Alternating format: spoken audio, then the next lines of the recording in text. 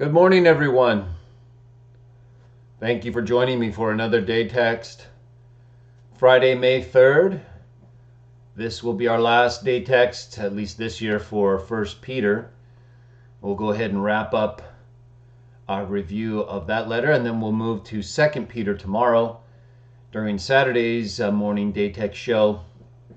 And then, of course, this Sunday, we have CWJah Talk. We're going to be starting a new series that involves evidences that Jesus is the biblical Messiah. And so I hope you will all join me for that. We'll be starting out with a detailed consideration of Micah chapter 5. This is for this Sunday's CWJah Talk show. So, excuse me. Keep that in mind, and I'll put a notice up probably after tomorrow's day text show so that you see a little bit more about what will be involved. Okay, let's get to the text. 1 Peter chapter 3. What we do in these morning day text shows, if you have not joined us before, is we consider a portion of the biblical record. So we progressively work our way through the different biblical books and letters, as well as other related texts and history. Our focus is the God Jah, the God of Moses, the God of Abraham, the God of Jesus, and Jesus himself, the one whom we believe the God Jah sent in fulfillment of texts like Genesis 3, Deuteronomy 18, and others, as well as Micah 5 that we will consider this Sunday. So that's our focus, as well as treating others the way we want to be treated and dealing with the condition that we've inherited all the way back since our first human parents. So we know we have difficulties and not everything is the way we'd like it, but we keep trying. We keep doing what we can to get things right and to praise the God Jah no matter what. Good morning, everyone. Okay, so we just have 3 verses today, and they tie in well with what we've been reading to this point, in particular 1 Peter chapter 3. So I'm going to go ahead and read our final texts from 1 Peter. And again, if you haven't watched the show before, or if you haven't heard my explanation of why we group certain texts the way we do, I group the texts according to the topic in the texts and also according to the texts I've actually translated versus texts from other translations that I might use to fill in gaps until I've translated it, because I don't want to have to deal with differences in translation or just the understanding that I've developed in my translation work and then have to deal with someone else's translation work just to make a point. I'd rather go through the material that I've done and then keep going through it until I've done more and then go through the new material with everyone. So keep that in mind if you wonder why we kind of group texts or why certain texts aren't included. It's either because they don't relate to the main idea of the text grouping, or I have not translated the texts. Sometimes there's certain material I'll just leave out, like opening expressions of thanks and praise, which, while important, we already know. So we try to focus on material that we're still trying to master or to be reminded of. And while opening expressions of greeting and praise are important, we read those quite often. We're looking more so at information that maybe we've forgotten or that might be more applicable to a circumstance or a condition that we're dealing with. All right, so let's get to the text. 1 Peter chapter 3, we're going to read verses 13, 14, and then 17. And then we'll make a brief application. We'll be on our way. Okay. All right, 1 Peter chapter 3, verse 13. Also, who will mistreat you if you become one who is eager for what is good? Verse 14, and even if you do suffer for what is right, you are fortunate or blessed. Verse 17, for it is better that you suffer while doing what is right, if God's will chooses it, than to continue doing what is wrong. Now this is a very important point, because all of us at times will do something wrong or find ourselves doing something wrong or find ourselves among people doing something wrong. And it can be difficult to stop the wrong if we've already done it or are doing it, and start doing what's right. Or maybe if we have a situation, something that's troubling us or a difficulty, and when we're failing, we're making mistakes that we know we shouldn't do or we're trying not to do, it can keep us from doing what is good because we're distracted by what we're doing that we know is not right. And we think in our minds, well, you know, if I'm doing this and it's not right and I know it, I can't do anything right. That's not true. That's a trap that we easily fall into, because when we do something wrong or something we don't believe we should be doing, it makes us think that we're not worthy or prepared, one of the two, or something of that nature, to do the good. And so we leave off doing the good because we don't think we're prepared or ready because we're struggling with something bad. But we're always struggling with something bad, right? I mean, there may be things we struggle with that are more problematic, you know, that involve more of a test and a consequence, and so it's more important or significant in that way. But when are we not struggling with doing something wrong, in the sense that we live in a world that's basically constructed over and on top of the world we receive from Jah, and we interact and deal with people all the time that do not praise Jah or even think about him or care about him, and so their principles or values may be different. And everyone's a human, and so we should have a certain degree of shared values and appreciation for life, but we don't always. We don't always have that same value or appreciation. So we can easily find ourselves doing something wrong with people who are more open to doing wrong, and then it becomes even doubly difficult for us to do what's right because we're doing something we don't think is right, and we're with somebody who's okay with it. So it's less likely we're going to be reminded or made aware of the potential danger unless somebody else or our own selves or Jah triggers within us an awareness that, hey, we've got to stop this. This isn't right. You know, this person isn't trying to help me and they seem okay with this, but I know inside this isn't right. So you go through this struggle, this test at times based on the condition you're in or the people you're around and what you're thinking, what they're open to. There's this combination of factors that can come into play at any time in your life, depending on who you're around, what you're involved in, and what you're trying to accomplish. So one of the best ways to avoid these circumstances, and we can't always, right? If God's will chooses it, we have to go through it, just like with Jesus. But if we're suffering for doing what is right, struggling, trying to deal with an issue that we know isn't correct, we're working it out, that's good. Okay? It's okay to struggle. That's what it says right here. It is better to suffer while doing what is right than to continue doing what is wrong. So maybe you're caught in a situation, you're doing some things wrong, but you're struggling. That's suffering. You're trying to get out. You're trying to deal with the situation. Maybe you're being directly mistreated by people who want you to participate in something and you won't. That happens.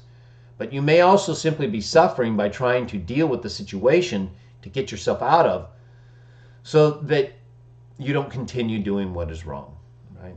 Sometimes we get caught into doing something wrong, and that's really the thing we need to stop doing before we can get things right. So only you know your circumstances, you and Jah. Consider what these things have to say so that it'll be easier for you to suffer if you have to while doing what is right. Now let's jump back to verse 13 real quickly, because notice it says, who will mistreat you if you become one who is eager for what is good? Well, we have an answer to that today, right? YouTube commenters, or just people in general. Like this, there are people who, they can see you have a channel, you're trying to do good and promote Jah. No one's perfect, we know that. But the text says, who's going to mistreat you if you become one eager for what is good? Maybe they just didn't have that much many people back then who were willing to interfere with others doing good. I know they did, though, because certain people did interfere with them, like Alexander the metalworker and others. But most often what Peter says here is correct, of course, right? Because if you do what is good or become eager for what is good, most people will appreciate that versus make you suffer for it. There are some, though, oh, they do. And so don't be unaware of them. But they're here. I mean, it's not like you can put up a channel like I do and try to promote Jah. No one's going to come around and try to make life difficult for you or mistreat you. We just went through something like that where it was really totally unnecessary when you really break it down. But people wake up and decide they're going to do certain things, and you can't always predict that. So I know in the future I'm not going to I know I'll handle different people who completely misrepresent and misunderstand things, and that can happen. But I don't know a lot of these people. They know me, and so they're the ones who are not being open and honest with themselves in ways that allow them to say these things, and try to get away with what I consider dumb comments, without taking it according to their name and telling everyone this is me and I said this. See, I do that, but other people don't have the courage to even use their own name or picture when they're going to directly oppose you after watching a video where you just explained everything multiple times. So verse 13, keep it in mind, but don't be unaware that today there will be people, regardless of how eager you are for doing what is good, they just don't like you or me, or they're jealous. They're not doing the things that we're doing. And they don't like the fact that other people are doing them and they're not. We can't help those kind of people. Okay, they're on another level of need that's beyond our ability to assist. Okay? They're in Jah's hands or the devil's hands, either one, or their own hands. My point is, we cannot always predict what other people are going to do or how they're going to do it. So that shouldn't change the fact that we should be eager for what is good, suffer if we have to. But, at the same time, we have ways of dealing with people who show up and make trouble for us on places like YouTube channels. Well, Peter may not have anticipated that in verse 13 at his time. The fact is, we don't have to tolerate them, right? I don't have to tolerate people who show up and who openly oppose someone who's trying to do good. But occasionally we do, because we know we have to provide an answer. It's just at times certain people already have an answer. So they're not really looking for your reason. They're just looking to contradict what you believe or make trouble for you. And if that's the case and you have to suffer, you're doing what's right. Who's doing what's right? The one who's coming to a person praising Jah and contradicting them openly in spite of what they just said? Or the person who's trying to praise Jah, deals with the unnecessary contradiction, and continues forward to give Jah praise, help people follow Jesus, and explain how we should treat others the way we want to be treated, even if it comes to doing things that we know are not right, right? We should be desirous of people calling us to account for that, as I said before. And so when I call people to account, it's the same mindset that I have. They're doing something wrong. And I don't know who they are or what their motive is, so I have to try to explain it right. But once you can see they're not really interested in what's right, well, then you have to move on, because you're not going to assist them in the way that you think you are. And in fact, they're just going to make it harder for you to continue to do what is right. So we have to make determinations at times. Remember, Jesus said, by their fruits you will know them. We can make those judgments, not the ultimate judgment, of course, in the sense that we try to make a full determination of what's inside a person's heart or spirit. But if we don't judge in certain ways, we won't know what fruit we're eating. We won't be able to tell what kind of tree it is. And we could be in a lot of trouble. So we do need to make determinations and decide how we're going to use our time and over what issues we're going to get involved. Keep that in mind. Some good information for us from these texts. If Jah chooses that we must suffer like he did with his own son, we go through it. It's not for no reason. These are all for a reason, not just for to entertain Jah and him watching us. That's not what it is at all. He's not entertained by that. He's going through the process that we brought on ourselves and that other people helped us to embark on, i.e. wicked spirits. So Jah is the one doing what is necessary in order to help us. He's not trying to make it more difficult. He's just not going to let us get away with doing things that are clearly wrong. So we should all be accountable in that way to Jah and understand that if he allows us to go through something, we do it for him. And then we get the job done. And then he will reward us just like he did with his own son. Or like with Job. These are our examples, the things we can look to. The records of how Jah blessed his servants when under trial and after they passed the test. So we are in the same line. Different circumstances, different tests, same God. And he's going to reward us in the same way. So keep all of these things in mind. I know they will benefit you, especially if you deal with difficulty or people who mistreat you because you become eager for what is good. Verse 13. They don't like that. They see you becoming eager for good. Oh, I've had this happen many times.